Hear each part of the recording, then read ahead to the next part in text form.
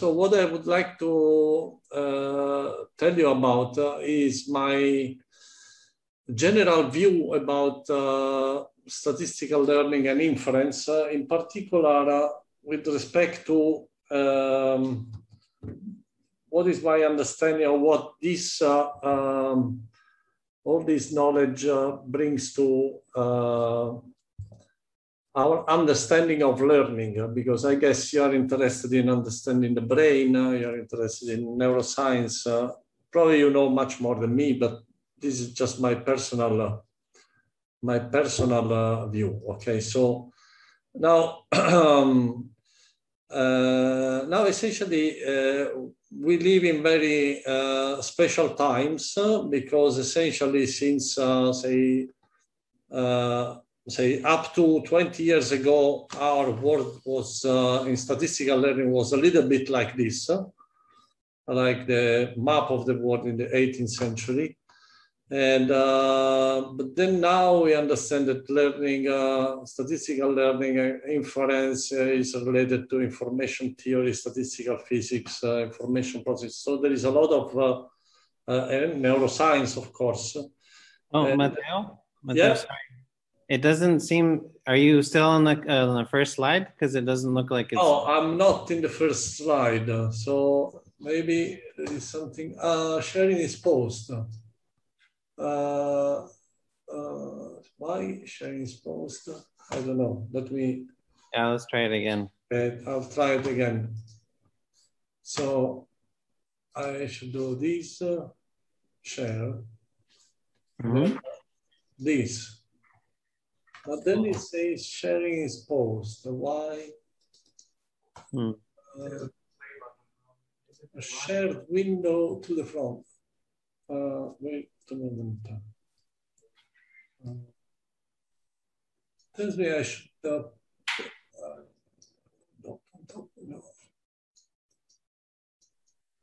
Resume share. So stop share. So I don't know why.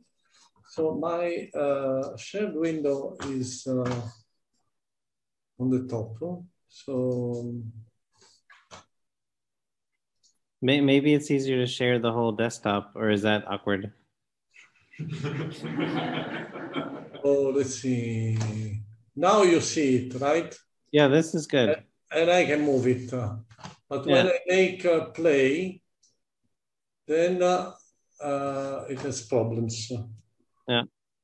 Okay, so why is it so? I don't understand. I don't have idea. Yeah. Sharing is paused. Bring your shared window to the front. I don't know what this means.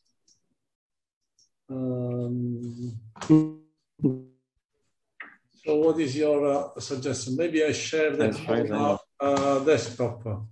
Let's try this. I think that would work. I'll share everything. Share desktop. Okay. It's exciting. So now you should see everything. Now can you see it? Yeah.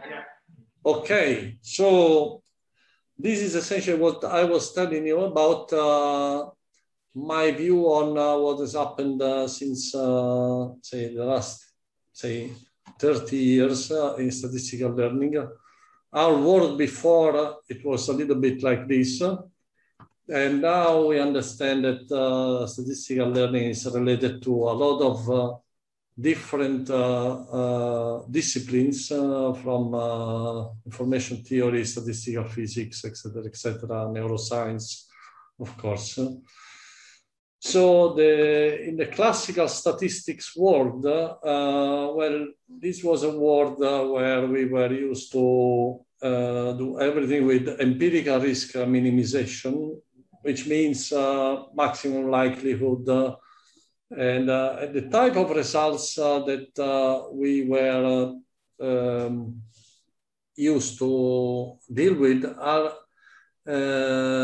sort of laws of large numbers. So all these results have to do with the limit where the number of, you have a sample, the number of points in the sample goes to infinity, you have a given model and you want to estimate parameters, et cetera, or do hypothesis testing, whatever. And there are very powerful concepts that enters into this picture. So one of them is sufficient statistics. So the idea that you can compress all the information, all the relevant information of your sample into few parameters and model complexity. I will discuss a little bit about this. And so what has happened with machine learning is that instead now we can do very complex tasks like classifying images with extremely complex machines like machine learning, which essentially defy all the understanding which we have in classical statistics. So according to classical statistics, deep neural network should not work. They should not work because they have too many parameters, they should overfit, and then they are just generic models, they are black box models, so they don't know anything about what a cat or what a dog is. But in spite of this, they work remarkably well, okay? So we still don't understand a lot of how they do this, okay? So what I want to do is go a little bit through some of the background concepts in classical statistics, and then address the question that I'm interested in mostly, which is to understand what learning is about. And my argument is that in order to understand what learning is about, you need a measure of relevance. Okay, and then this measure of relevance, what I'll try to argue is that it allows you to extract information from data in the undersampling regime, which is where the data is very scarce and you don't have a clue of what the true model is. And also it gives you an idea of how you should design optimal learning machine. Okay, maybe next, tomorrow, I will discuss about this other subject, which is extracting simple model from high dimensional data, okay? So this is the plan. So interrupt me whenever you want. So essentially my idea of classical statistics is that you have a hierarchy of different problems. So the simplest type of problem is a decision problem, is a hypothesis testing. You have two hypotheses which corresponds to whether your data comes from a distribution P1 or it comes from a distribution P2. And you want to decide which is the best model, which is the true hypothesis, okay? So this is a decision problem. Then there is a more complex problem where you assume that your data come from a model that depends on certain parameters, and then you want to estimate these parameters, okay? And then the even more complex problem is where you have many models, each of which depends on a set of parameters, and you want to understand which of these models is the right one, okay? So let me go to hypothesis testing. So how do you deal with hypothesis testing? Well, the main intuition about this thing is the one given by the asymptotic equipartition property. So what this tells you is that if you have a sample that is drawn from a certain distribution P of S, then the most likely, with essentially probability 1, when the size of the sample is very large, then the empirical distribution of the sample is very close to the true distribution, okay? So essentially, this tells you that if you have the data, the empirical distribution of the data is at a certain distance from the true distribution, then the probability to get this data from this distribution is exponentially small. Well, essentially the rate, the coefficient in front of the exponential is the Kullback-Leibler divergence, okay? So this tells you that essentially errors are, so the error and the distances are all measured in bits, okay? And so the way to do hypothesis testing is that essentially you have two distributions, P1 and P2. This is the space of all distributions. And then the best way to solve this problem is to find the optimal way to draw the boundary between these two regions. And then depending on whether the data falls in on one side or on the other side of this boundary, then you can accept hypothesis P1 or hypothesis P2, okay? Okay, so I'll ask the question. So how do you find the boundary between the two regions, so the thin red line? Okay, so there is a theorem which is named after Niemeyer and Persson that tells you that essentially this line should be drawn according to the log likelihood ratio. Okay, so you take the likelihood of so given a data point, you decide whether it belongs to P1 if the likelihood of the data given P1 is larger than the likelihood of the data given P2. Okay, that's how you draw this line. So this is the line where the likelihood of the data would be equal under the two models. Cool. Okay. That's clear. Cool. Okay.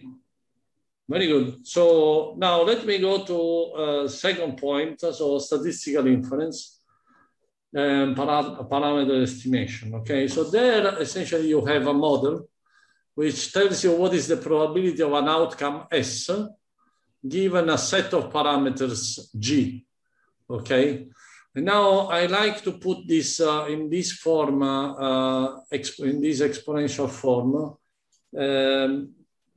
because this is the form which we are used to in physics, but also because it's a very special form in statistics. Okay, so the problem in statistical inference is that you have your model. You have some initial idea, some initial state of knowledge of what the parameters are. This is encoded in a prior distribution over the parameters. Then you get the data, which are n independent observations about of S, okay? And then, given this, you can use Bayes' rule and you can compute the posterior distribution, okay? And you can compute the likelihood, maximize the likelihood, et cetera, estimate the parameters, et cetera, okay? So one question that you may ask is how much do you learn when you do this? And one measure of this is essentially the distance, how far does the posterior distribution goes with respect to the prior when you do this inference. Okay, so and this is essentially also the mutual information between the parameters and the data. It's a measure of yes, the mutual information. And if you do the calculation, this is always in the limit when n is very large.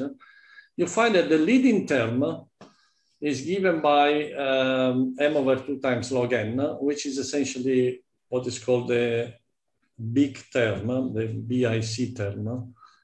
of the Bayesian information criterion. I'll come back to this. But then you have a term that only depends on the parameters and a term that depends on the prior. Okay, all of this you can understand by the fact that when you essentially when you compute, initially you have a certain distribution of the parameters. When you estimate the parameters given the data, then the error on each of the parameters decreases by a factor 1 over square root n.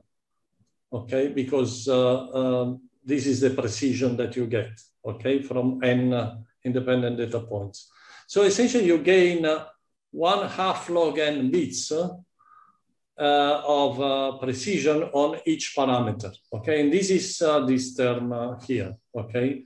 So this second term tells you how much all these parameters depend on each other. And this object is known as the Fisher information, okay? It's a susceptibility matrix. Whereas this term, this last term, tells you how surprising are the maximum likelihood parameters given your prior knowledge, okay? Now, the interesting thing is that when you take a model of this type, all the information about the parameters is contained in the expected values of these functions phi, okay? And so this is why essentially, this is why the amount of information that you learn is only equal to log n, because this is the precision that you get with which you can measure this phi in a finite sample of n points, okay? So this object here is much smaller than n, so essentially it's much smaller than the total information in the sample, and which tells you that essentially the number of informative bits in a sample are very, very few, typically, when n is very large. Now, the second thing that you learn from this formula is that you learn this many bits anyhow. You don't learn anything. I mean, there is nothing that tells you in this formula whether your model is right or not, or whether the data is complete noise or it is meaningful, okay? And in any case, you learn these many bits. There is no guarantee that these bits are really meaningful, okay? So there is nothing that guarantees that these things are, these bits are meaningful. So is there a question here? You have, oh, yeah, there's a question.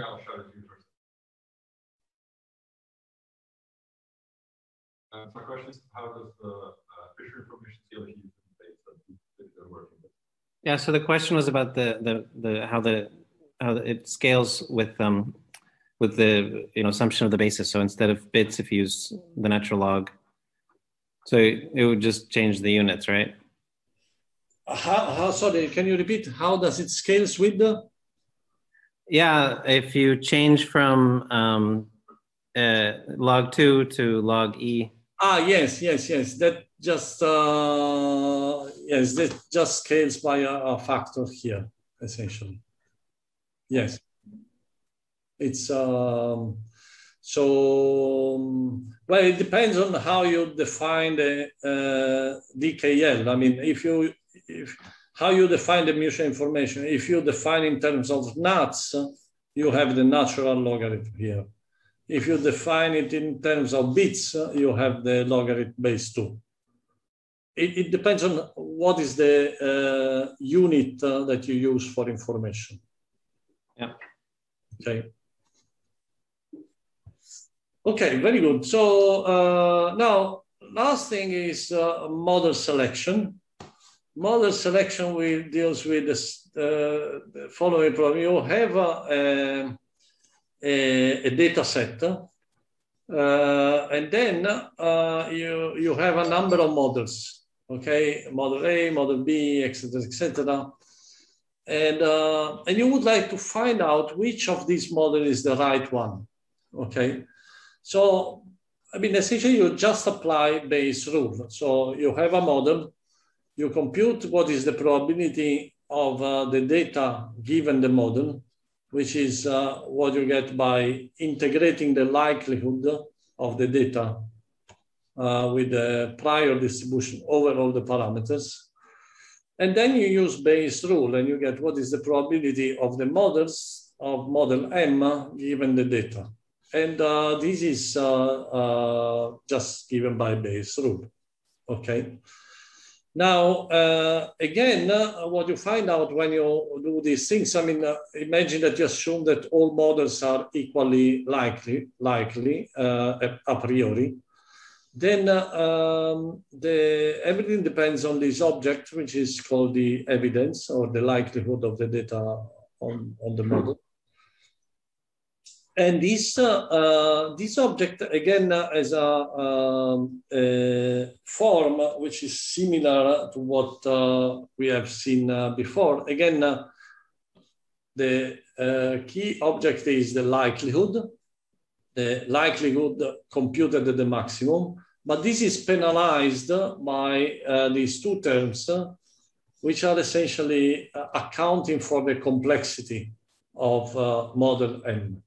Okay, so this tells you that the right model should not be a model that has the maximum likelihood, because this would overfit. Yeah. Can you go back just a little bit, because the sound cut out? Ah, okay. Okay. So this is yeah. So what I was saying, this is I'm discussing model selection. And to do model selection, you compare different models, like the one we discussed earlier. And for each of these models, you have to compute what is called the evidence, the probability of the sample given the model, which is the integral over all the parameters of the likelihood. And then you have to use Bayes' rule. Okay. And now, when you do this, the key things that count are how accurate is your model, what is the accuracy of your model, what is the likelihood of the data given the best parameters of model M, but also how complex is model M. So a model that is very complex will fit very well many data, but it will have a large complexity, many parameters, for example, and so it will have a very low. It will not be preferred. Okay. Okay. So now there are many aspects of model selection which are very complicated. First, doing this integral is very complicated, but even if you do it by saddle point, so there are two problems that you have to solve. One is maximum likelihood estimation of the parameters, and this can be complicated because it can be computationally hard if your data is very high dimensional. And the second thing is computing this term of the model complexity is very, very difficult. So this is why it's rarely done, okay? Now this, this model complexity, you can also understand it from the point of view of minimum description length, but I don't, it's really, I mean, this complexity is really the amount of bits that you need to describe the model, okay, and or the parameters of the model, okay. And minimum description length gives you this a framework where you can say make this notion very precise, okay. So are there questions or? Yeah, there's a question. So what is the, like this, M, how is M is measured? I mean, is it just like the number of parameters? So like, yeah, this is the number of parameters. Yes. This is the question? Is it? Yes. Yeah, that was the question. Thank you. Yeah, so this term is proportional to the number of parameters. So this term is also, so that this term is also, say, well, it's proportional to an integral, so it's not easy to understand how, sorry, there should be a logarithm here. So, but this term also is proportional to the number of parameters, because typically the determinant is, the log of the determinant is scales with the size of the matrix, and the size of the matrix is of the order of the number of parameters. Okay. Matteo, that complexity term, is that the same as the Occam factor, or? Yes, exactly. So it's called the Occam factor. It's called the stochastic complexity, or minimum description length complexity, or sometimes it's called, I mean, it's called the minimum regret because it is the number of bits that you have to, say, take into account because you don't know the true parameters of your model, essentially.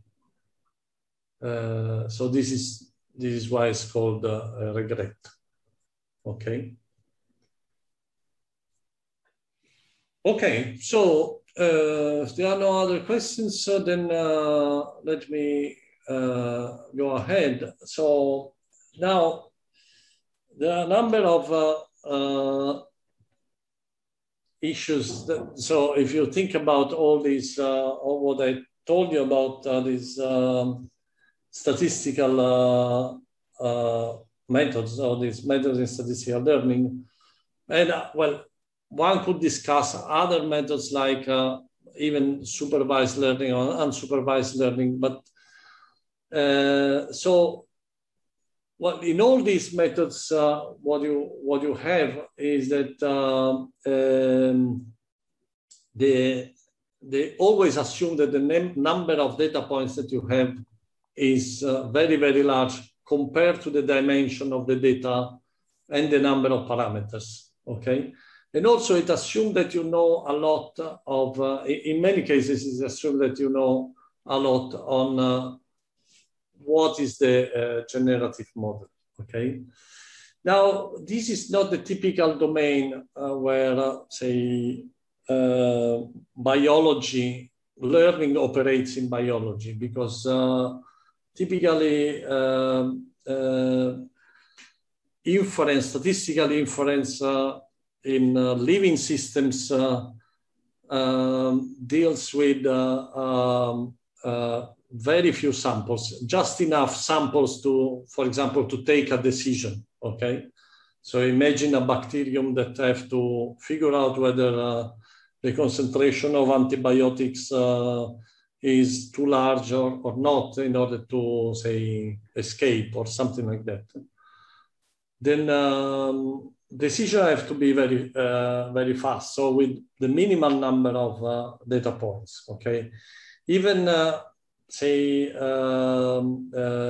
parameter estimation, well, the size of the data that we have in, say, genomics and neuroscience, etc., is such that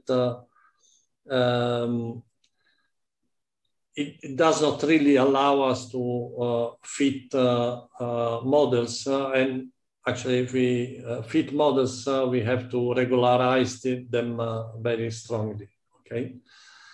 And then, well, I already told you that model selection also has its own problems, but in particular, when the data is very scarce, you imagine that the posterior distribution over models becomes very, very broad.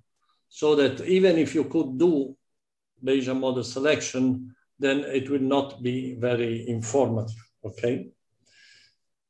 Okay, so and then the main issue that I want to make, and this is a little bit provocative, is that all of this does not really tell us anything about learning, okay? So if you think about learning as, say, making sense of what data means, then in all these models, in all these approaches, you decide at the outset what does making sense means. Okay, so for example, but this is true also in unsupervised learning or supervised learning. So even when you train a neural network, you decide from the outset that you think that, say, learning means minimizing an objective function, okay? Which is, or maximizing an objective function, which might be the likelihood, might be the error or whatever, okay? So there is no, maybe our brain, okay, does all these tasks like doing hypothesis testing, parameter estimation, model selection, etc. But all these tasks are based on the fact that there is a way of building an efficient representation of the environment on which all these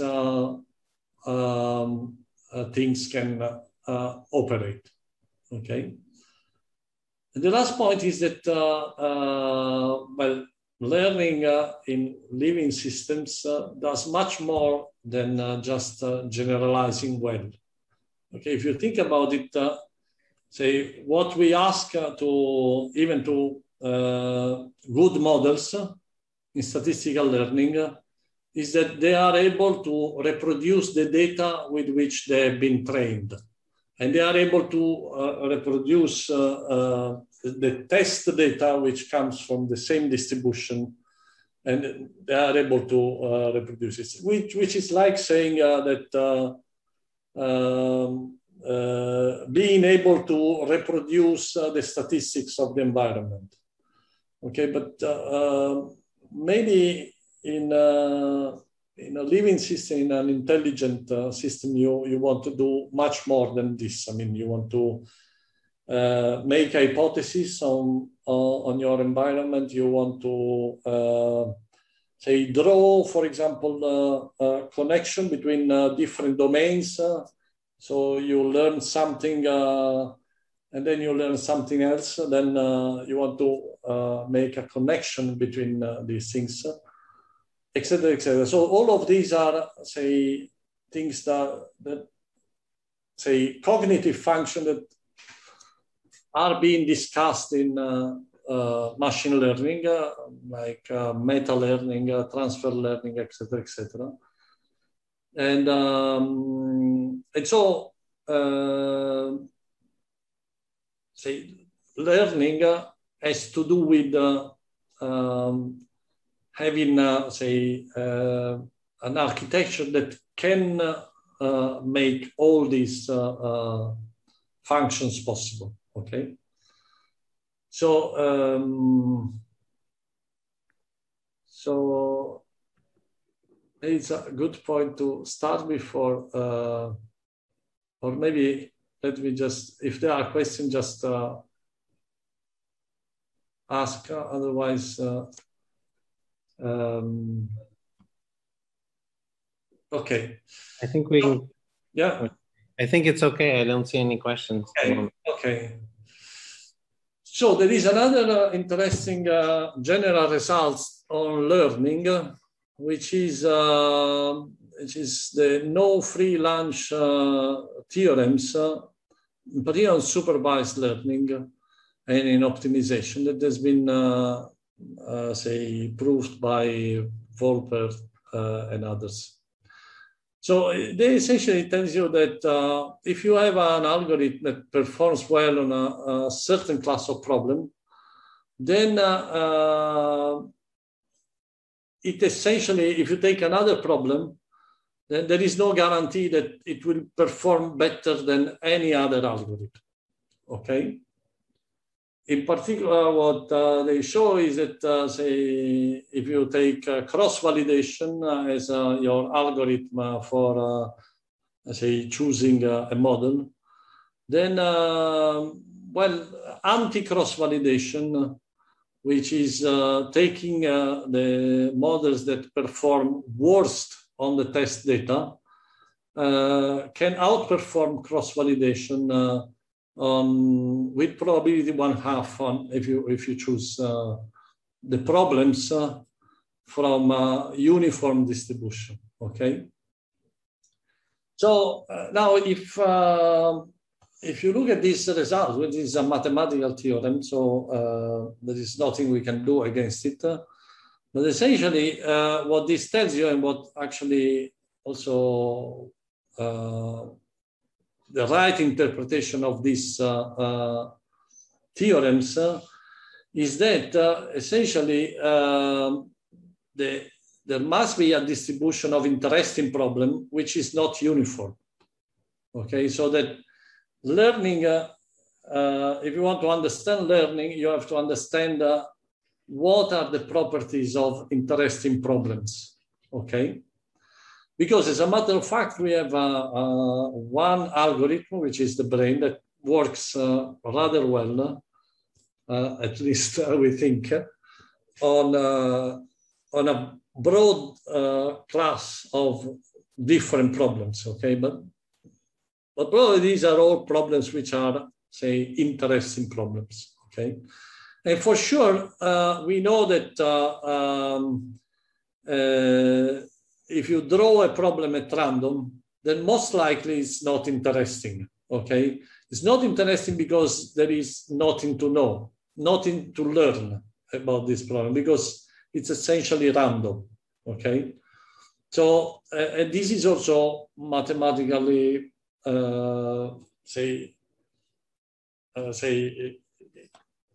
it corresponds to the principle of maximal entropy. So it has a mathematical foundation. So the bottom line is that if you want to understand learning, then it's important, it's fundamental to have a quantitative measure that tells you when the data is interesting, when the data is relevant, and when the data is not relevant, okay? And this essentially brings me to the key point that I want to make. That you can say, I mean, that you can appreciate by the fact that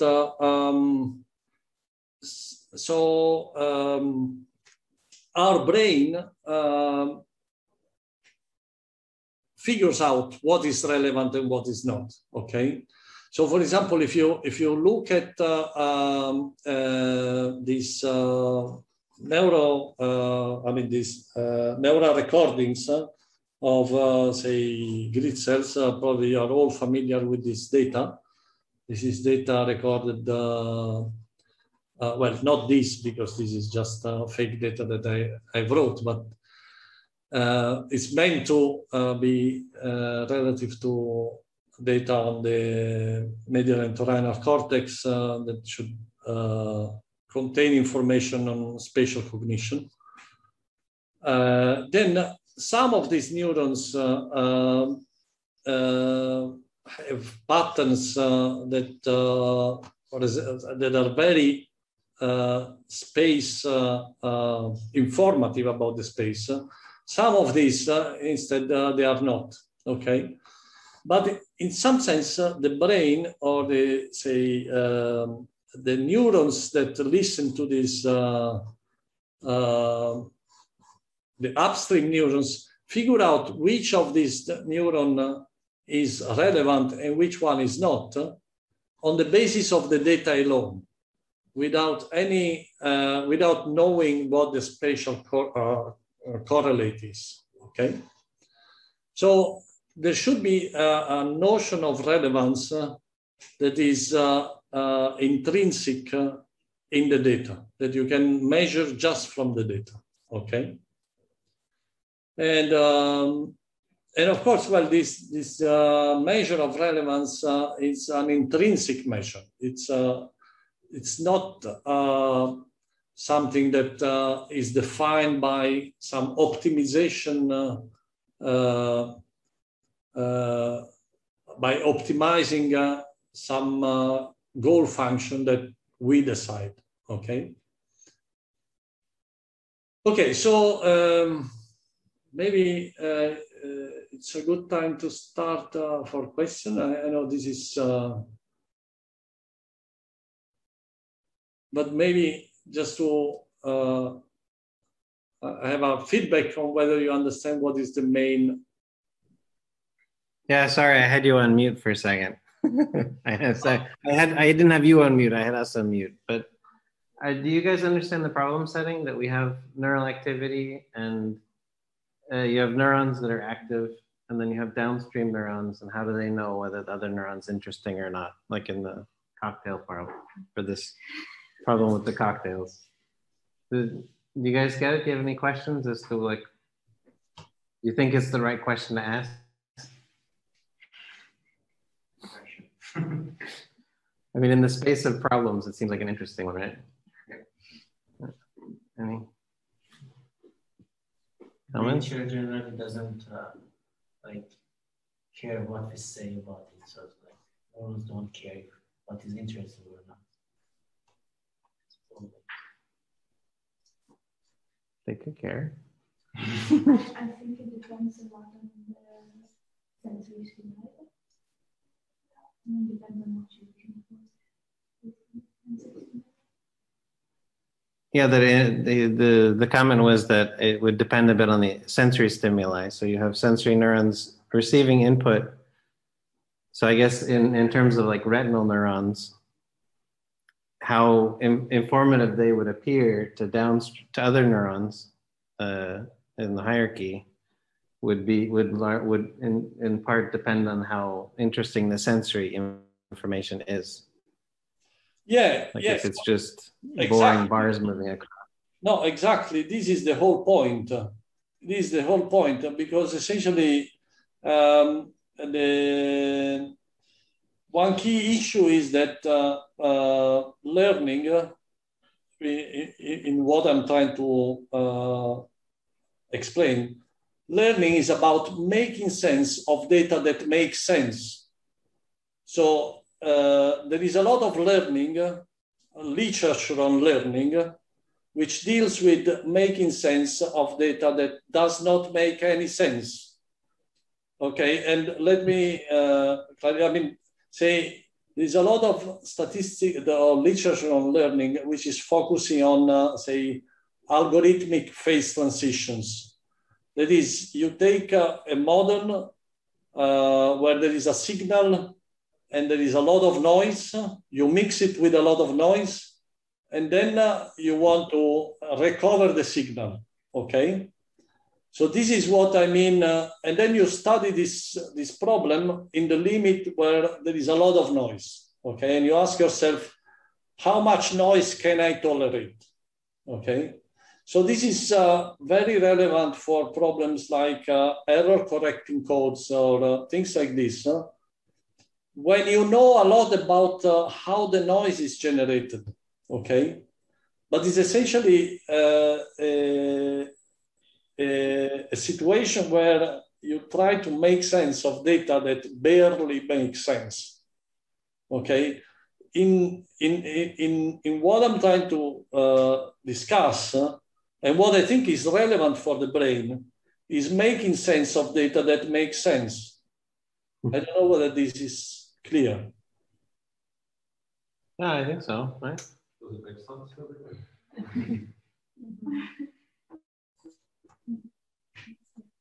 Okay. Yeah, but good to ask questions. There's a question in the chat. Yes. Yeah, there's also a question in the chat. Irrelevance to spatial information, to spatial location holds uniquely within clusters of neurons, clicks, but not but not for spatial location of the cluster. Yeah, so I didn't discuss really relevance with respect to spatial location. Actually, what I want to discuss is a notion of relevance which is independent of any features. And but maybe Simone, you can elaborate a little bit on this question. Yeah, I think we can let you speak. Let me just, yeah.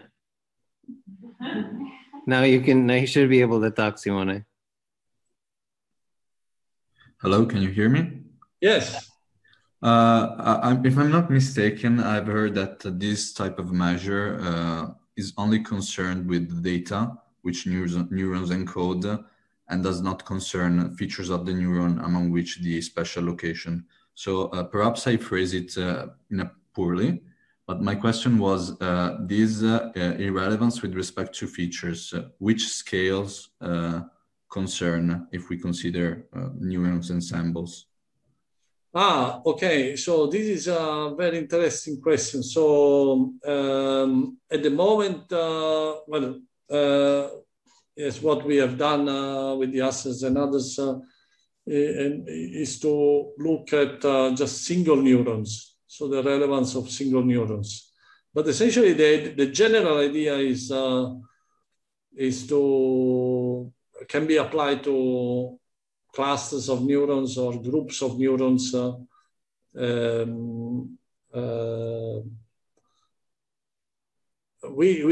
We didn't yet do that, and of course, I mean, say when you apply this measure to single neurons, then what you can ask is what are the relevant timescales, okay, over which this neural activity is interesting or relevant, okay? And this is something that we discuss in this paper. But yeah. If a neuron can do such a calculation, can see the input from a neuron and know whether at a given time of the series of spikes is because it's provided a signal or a noise. Statistically, this is what neurons are expected to do. So to distinguish noise between from signal, right? And I don't know how they do this, okay? But we are talking about, say, setting up a framework where you can ask these questions in a way that does not make any assumptions on what the model is, okay? So maybe we go ahead and then we take... Now, the main point that I want to make is that relevance is essentially related to frequency, to the frequency with which you see different stimuli. And this frequency with which things occur in the environment actually shapes if you want, the free energy landscape of our brain, okay? And and actually, say, the brain also uses frequency also it uses frequency for memory consolidation. As you know, there is this phenomenon of replay, whereby, say, episodic memory stored in the hippocampus are replayed frequently to be stored in neocortex. And essentially, the brain can tune the frequency with which these memories are stored. And so it can tune essentially the relevance, how deep will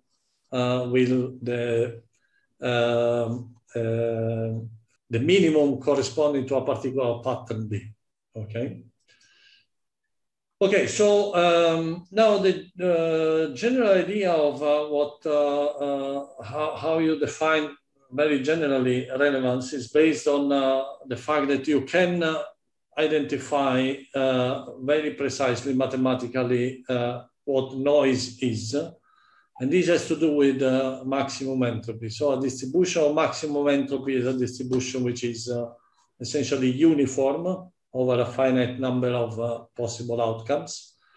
And also, if you have a distribution of maximal entropy given a certain constraint as this Gibbs-Boltzmann distribution, and so on. So you have this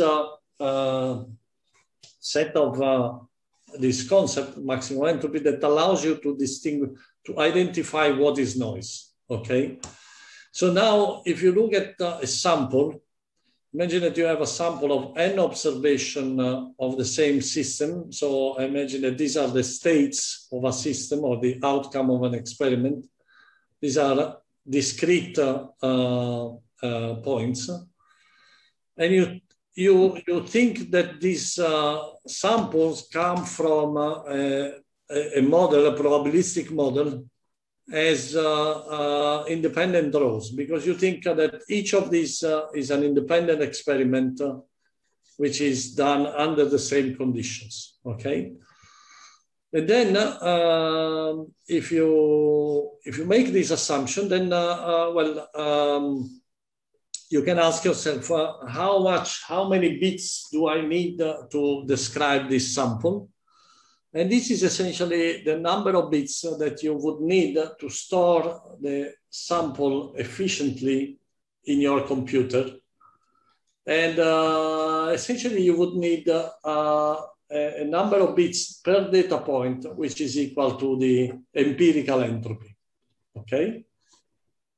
So this Ks is just the number of times that you observe outcome S, okay? Now, some of these bits are just noise, and some of these bits instead contain information about the generative model P. How to distinguish between these two? Well, essentially you can divide this information content into two parts. One part is just the entropy of the outcomes which occur the same number of times. And by definition, this, the probability distribution over this outcome is uniform. So the distribution of maximal entropy. So this is noise, okay? So there is no information in the sample that can help you distinguish between these outcomes here.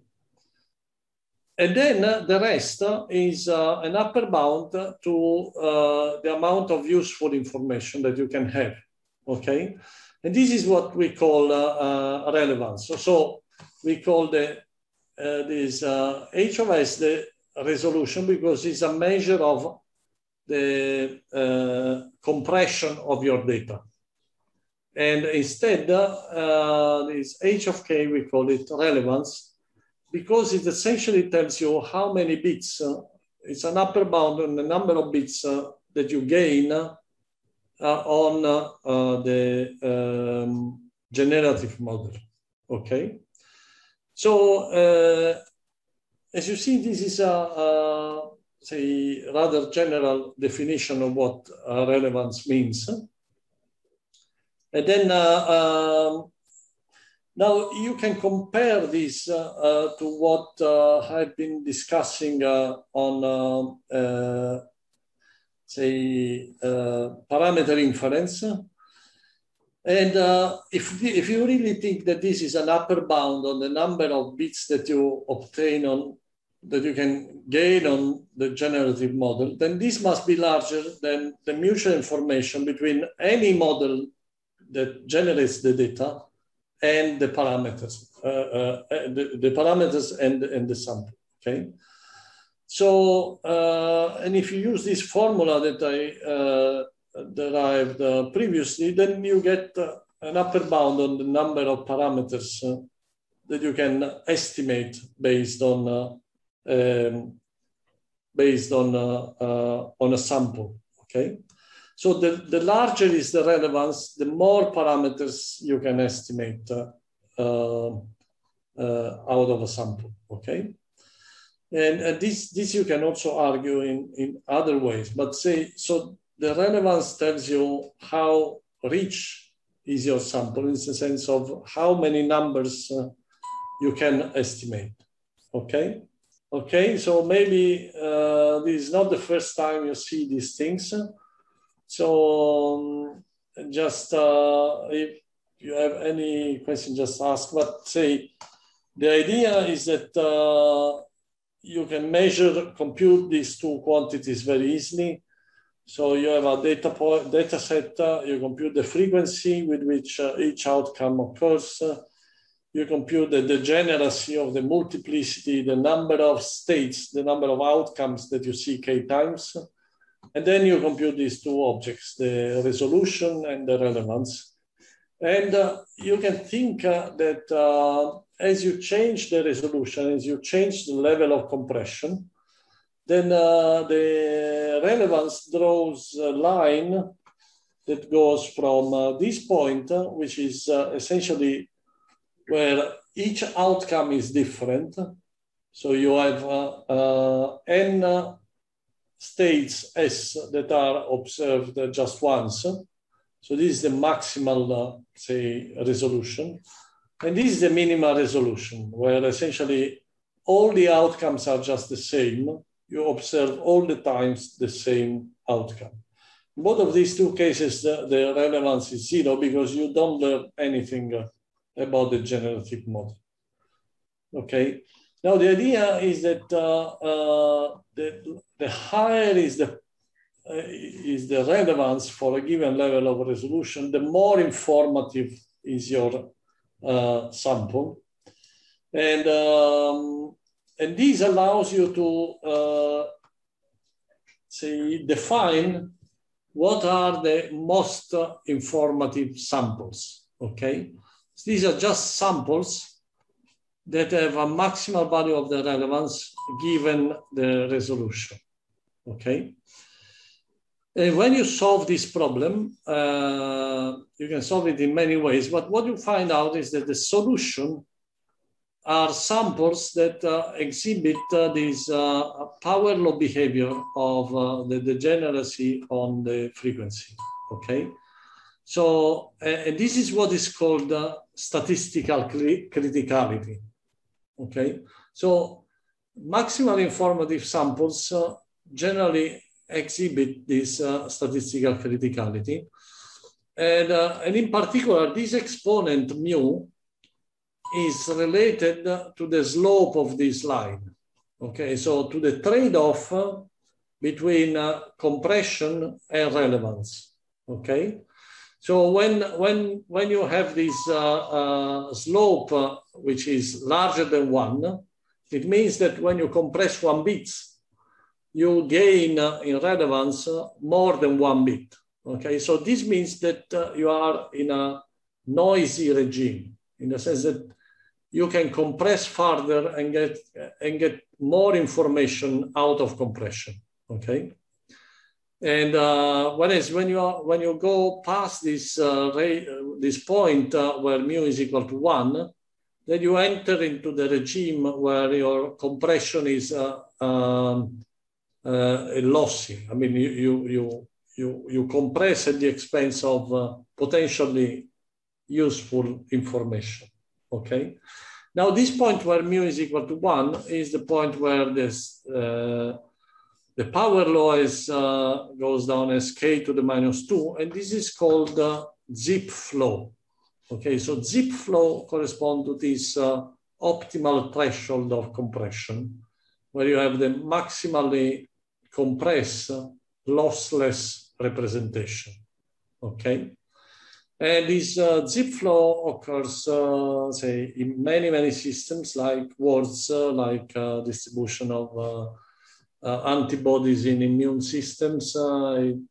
If you look at the frequency of neural patterns in the retina, then it also follows zip flow. So the idea is that, say, zip flow in this perspective is a signature of efficient representation.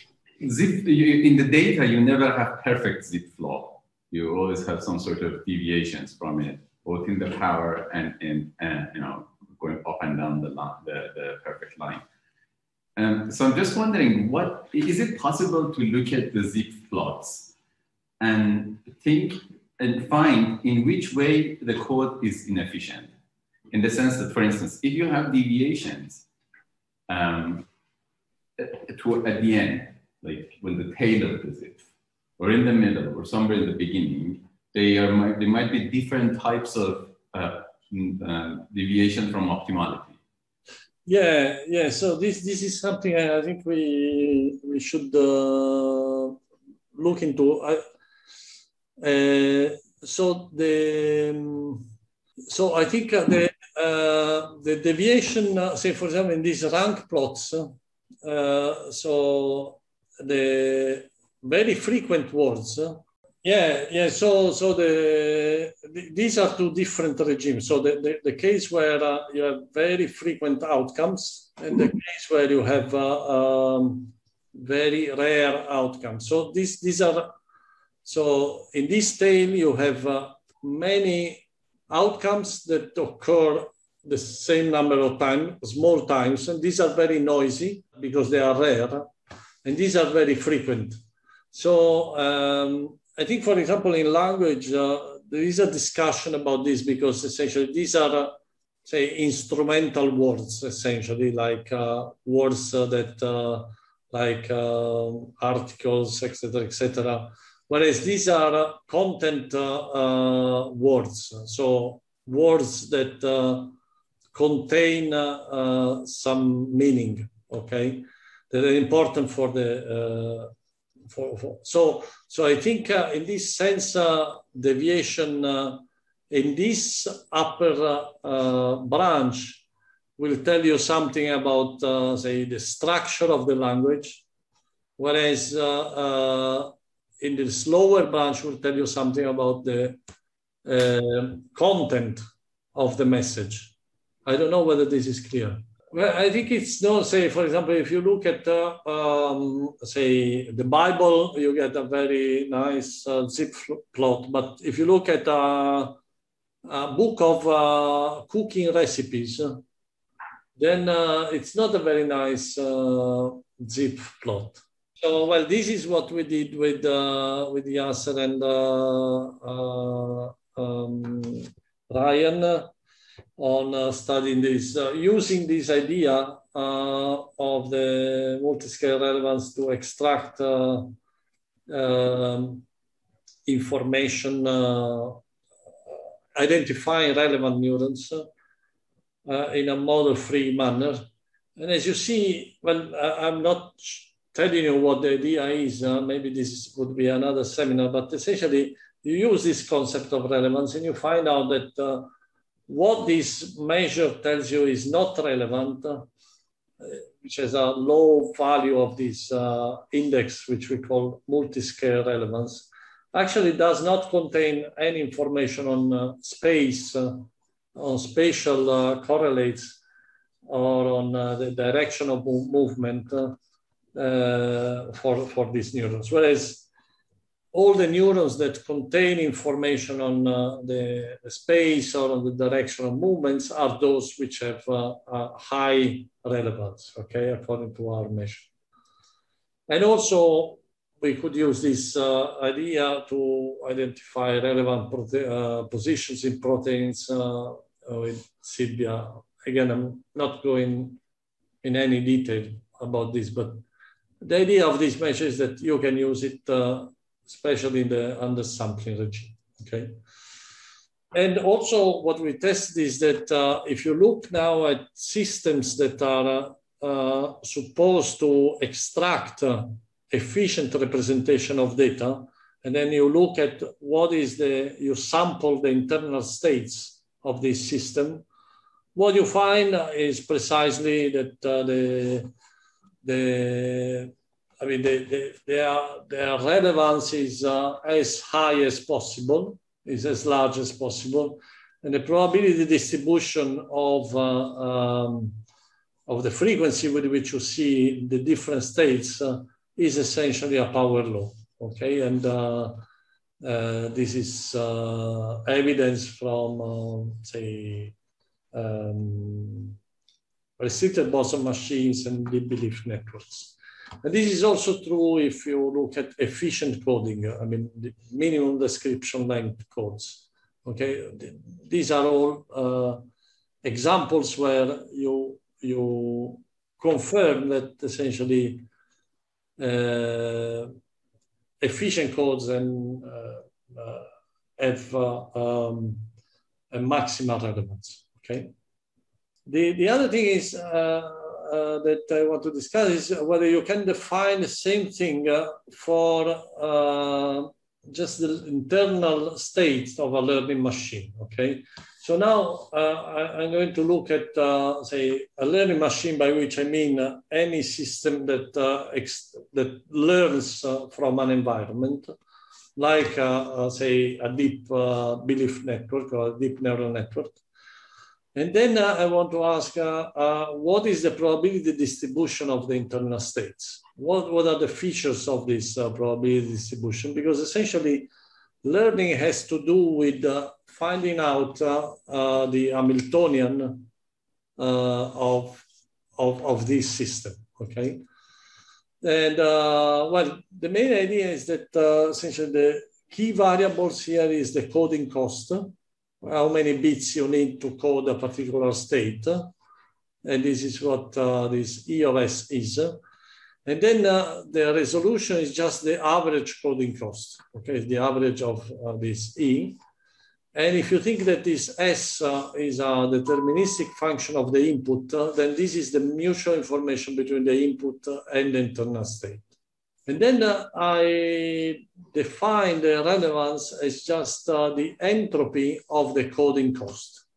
Okay, you take the probability distribution of E, which is essentially E to the minus E by definition times the degeneracy, the number of states that have energy equal to E. And then you just do P of E log P of E and sum over all the energy levels, okay? And the argument, the idea is that essentially optimal learning machines should be those for which the relevance, this entropy of the energy of the coding cost is as large as possible given a certain level of the resolution, okay? And again, the argument is again the same, that essentially this is your coding cost, the number of bits, the complexity of your model. Part of this goes into noise. It's just because these are the states, the distribution over the states that have the same energy is a maximum entropy distribution. So this is just noise. And the rest is a signal. Essentially, it's informative about your, say, data. Okay, and well, the outcome of this optimization problem is that the degeneracy of states should be purely exponential. And this is exactly the same statement that the distribution of a frequency should be a power law. I mean, this is statistical criticality. So this statement here tells you that essentially the energy should be linear in the entropy for this model, which means also that the susceptibility should be infinite, okay? So this should be critical models, okay? Now, let me just tell you that essentially the idea behind this definition is that really learning machines. I mean, when you think about learning, so learning is really the inverse problem with respect to statistical mechanics. So in statistical mechanics, you have a system, you have an environment, and essentially the state of the system is given by the maximum entropy principle, because essentially what you say is that the state of the system is as independent as possible from the environment, okay? The only thing that the system knows about the environment is just one number, which is the temperature, okay? Whereas if you want to discuss a learning system, you want a system that is, whose internal state is as dependent as possible from the environment, okay? And so the only, the most generic way in which this can happen is if you have a distribution of energy which is as broad as possible. Because essentially, if you have data which is noisy, or say if you have a system which is like inanimate matter, does not depend, whose internal state does not depend on the environment, then the distribution of energy is very sharply peaked on one single value, okay? So this tells you that if you have two states which have very different energies, so this must correspond to some significant difference in the structure of the environment, okay? Because otherwise you would not observe these different energies, okay? So in the principle of maximal energy, or maximal relevance is just telling you that the distribution of energies should be as broad as possible, okay? Well, you can also have an interpretation in terms of the asymptotic equipartition function, asymptotic equipartition property, but maybe what I want to just tell you is that so the statistical mechanics of systems that optimally learn is very different from the usual statistical mechanics. Again, you have a trade-off between between compression and relevance, and also these are systems that are generically critical, that have infinite susceptibility, and also you can show a general result that essentially the relevance is a lower bound on the mutual information between the internal state, the representation of the internal state of the machine, and the features that the machine extracts from the data, whatever these features are. Okay, so this means that if you maximize the relevance, if you maximize this H of E, is equivalent to having machines that extract the maximal amount of information about the hidden features. Okay, so I think maybe there are other things I wanted to discuss, but I think maybe this is already too much. And so maybe I'll stop here. And if there are questions, maybe I'll take questions. Yes, I didn't understand if zip flow was a property of the encoder or of the environment. No, so zip flow is a property of the environment, of the data. And this is essentially also corresponds to a particular distribution of energy levels in the encoder, in the representation. And if you sample this, so if you sample the internal state of the learning machine, of the representation, then you also get the zip flow. Does this, so let's say zip flow is a property of a sample, okay? This can be a sample of the environment, or this can be a sample of the internal state of a probabilistic model, okay? Okay, so what I've shown is that if you look at samples of natural efficient representation, like say neural code of the retina, the immune system, or language, frequency of language, or words in language, then this exhibit zip flow. But also if you look at the internal representation of learning machines, these also, if you take a sample of these internal states, then you also see zip flow. It's the same statement. Okay, so what I mean when I say that learning is about making sense of data that makes sense, what I mean is that highly relevant data should correspond to highly relevant internal representation.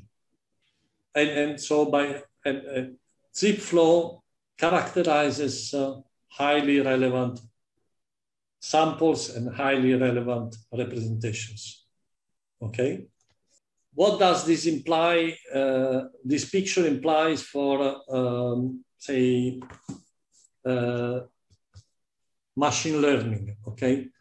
So in machine learning, you have machines that, like a restricted Boltzmann machine, that essentially, when you train them, what we have checked is that the internal representation converges to a state of maximal relevance, okay? So the question is, why should you design a machine that starts from a state which is not of maximal relevance? Okay, can't you just start with a machine whose internal state is already a state of maximal relevance and only learn how this projects to the data? And indeed, I mean, this relates to the fact that when you I mean, say,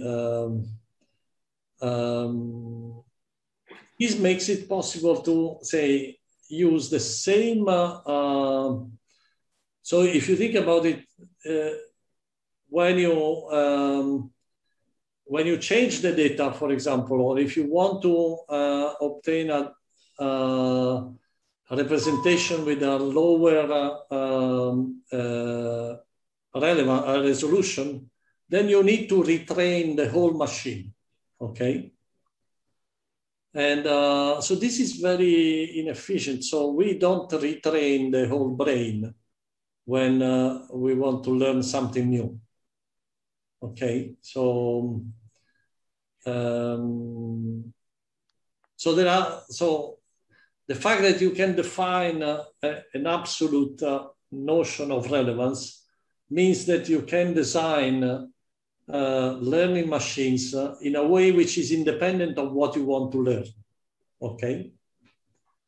And this has a lot to do with applications of machine learning to transfer learning to one-shot learning, etc., etc.